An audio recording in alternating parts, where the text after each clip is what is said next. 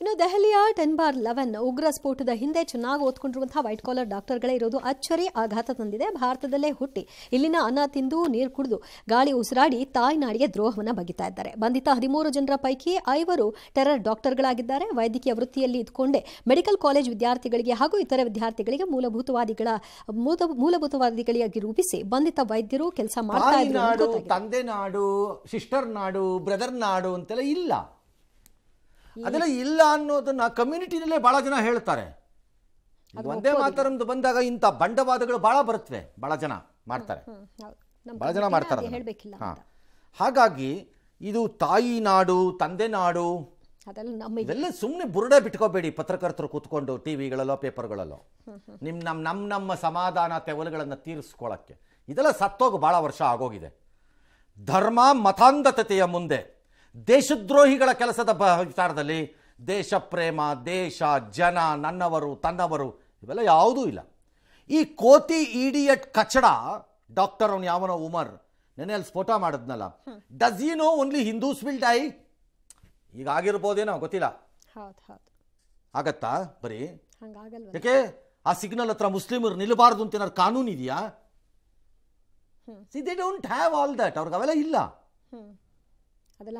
ಯಾರದ್ದೋ ಮೇಲಿನ ಕೋಪನ ತೀರಿಸ್ತಾ ಇದ್ದೀನಿ, ಯಾರದ್ದೋ ಕೈಗೊಂಬೆಯಾಗಿ ಆಡ್ತಾ ಇದ್ದೀನಿ. ಈ ಥರದ ಹೋರಾಟನ ಸಣ್ಣ ಪುಟ್ಟ ಶಿಥಿಲವಾದ ದೇಶಗಳು ಸಿಕ್ಕಾಕೊಂಡು ಬಗ್ಗುಬಿಡ್ಬೋದು. ಭಾರತದಂಥ ದೇಶ ಅಲ್ಲ, ಕತ್ತರಿಸಾಕ್ತಾರೆ. Take the example of the Naxal movement. At one point of time Naxal ಮೂವ್ಮೆಂಟಲ್ಲಿ ಇದ್ದಂಥ ಕೆಲವು ಜಿಲ್ಲೆಗಳಿಗೆ ಪೊಲೀಸರು ಪ್ರವೇಶನೂ ಆಗ್ತಿರ್ಲಿಲ್ವಲ್ಲ. ಏನಾಗ್ತಾ ಹೋಯಿತು ಮುಂದಕ್ಕೆ?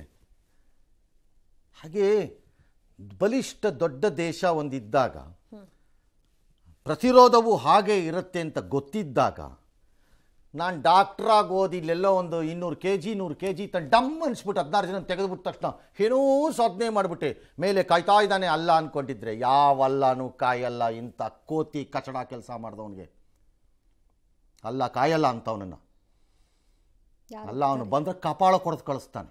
ಖಾಲಿ ಮಾಡಿ ಜಾಗ ಅಂತ ಬೇಕಾದ್ರೆ ಕಳಿಸೋ ಜಾಗ ಇದ್ದರೆ ನಂಬಿಕೆಗಳಲ್ಲಿ. ಅದು ಹೇಗೆ ನಂಬಿಕೆಗಳು ಮತ್ತೆ ಜನ್ಮ ಪುನರ್ಜನ್ಮದ ನಂಬಿಕೆಗಳು. ಯಾವ ಅಲ್ಲನೂ ಕಾಯಲ್ಲ, ತಪ್ಪು. ಯಾವ ಶ್ರೀರಾಮಚಂದ್ರನೂ ಕಾಯಲ್ಲ, ಯಾವ ಗಣಪತಿನೂ ಕಾಯಲ್ಲ.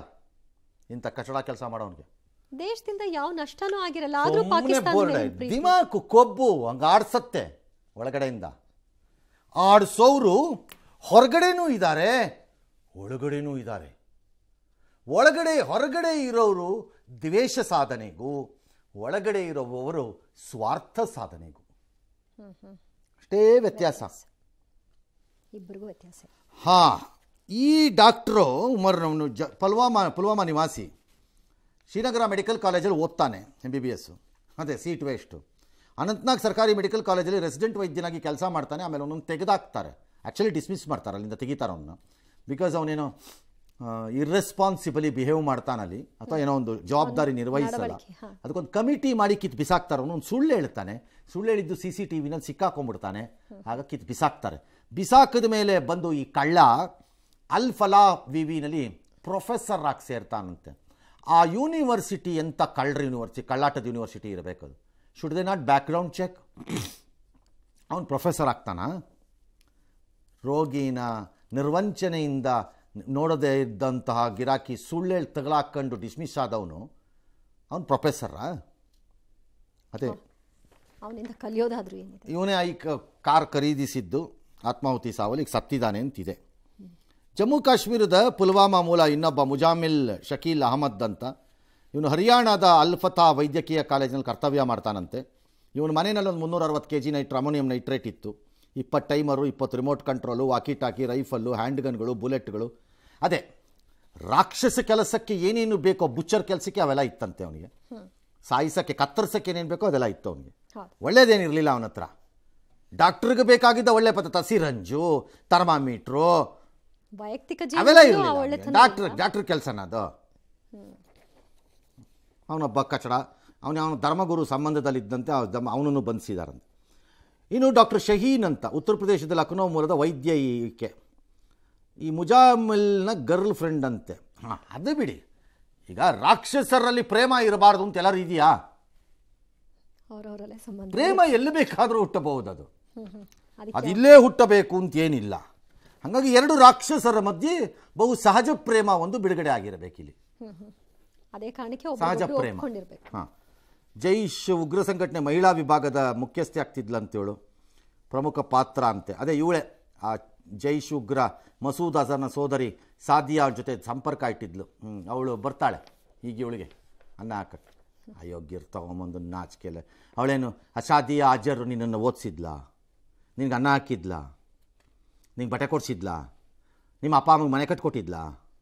ಅಯ್ಯೋ ನಿನ್ನ ಮಕ್ಕಕ್ಕೆ ಸುಮ್ಮನೆ ಡಾಕ್ಟ್ರಾದರೂ ಯಾಕೆ ಹಾಕ್ತೀರಿ ಇಂಥವ್ರಲ್ಲ. ಯಾರು ಕಮ್ಯುನಿಟಿನಾರು ಹಾಕ್ಕೊಳ್ಳಿ, ಕೆಲವು ಪ್ರೊಫೆಷನ್ಗಳನ್ನು ಮಾಡಬೇಡಿ, ಬೇರೆ ಏನಾರು ಮಾಡ್ಕೊಂಡು ಸಾಯಿರಿ ಹೋಗಿ ಹಾಳಾಗಿ.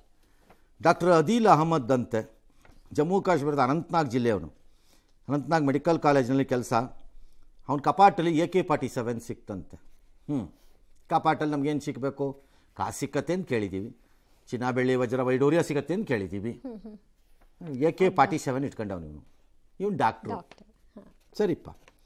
ಇನ್ನು ಯಾರು ಡಾಕ್ಟರ್ ಸಾಜದ್ ಮೊಹಮ್ಮದ್, ಜಮ್ಮು ಕಾಶ್ಮೀರದ ಪುಲ್ವಾಮಾ ಮೂಲ. ಇವನು ಡಾಕ್ಟರ್ ಉಮರ್ನ ಆಪ್ತ ಸ್ನೇಹಿತ ಅಂತೆ. ಸರಿಪ್ಪ, ಅವನ್ನೇ ಕರಿ, ಸತ್ತೋಗಿರೋವನನ್ನು ನಿನ್ನನ್ನು ಉಳಿಸ್ತಾನೆ. ಎಸ್, ಜೀನಿ ಸ್ಲಿಮ್ ರೆಫರ್ ಮಾಡ್ಬೇಕಾದ್ರೆ ಕಾರಣ ಏನಂದ್ರೆ ವೇಟ್ ಲಾಸ್ ಸಲುವಾಗಿ ನನ್ ಬಾಳ ಜನ ಕೇಳಿದ್ರು. ಫಸ್ಟ್ ನಾನ್ ತಗೊಂಡು ನನಗೆ ರಿಸಲ್ಟ್ ಬಂದ್ಮೇಲೆ ಆಮೇಲೆ ನಾನು ಜೀನಿ ಸ್ಲಿಮ್ ಇನ್ನೊಬ್ಬರಿಗೆ ಪ್ರಿಪೇರ್ ಮಾಡಿದ್ದೆ. ಸುಸ್ತಾಗೋದು ಕಡಿಮೆ ಆಯ್ತು, ವೀಕ್ನೆಸ್ ಅದು ಏನೂ ಇಲ್ಲ, ಪೂರಾ ಹೆಲ್ದಿ ಅದೇನಿ. ವೇಟ್ ಜಾಸ್ತಿ ಇರೋರಲ್ಲಿ ಏನೇ ಡೌಟ್ ಇಲ್ಲದೆ 100% ಬಳಸಬಹುದು. ಪ್ರತಿದಿನ ನಮ್ಮ ಜೀನಿ ಸ್ಲಿಮ್ ನ ಯೂಸ್ ಮಾಡಿ ಯಾವುದೇ ಸೈಡ್ ಎಫೆಕ್ಟ್ ಇಲ್ದಂಗೆ ನೀವು ಸಣ್ಣ ಆಗ್ತೀರಾ.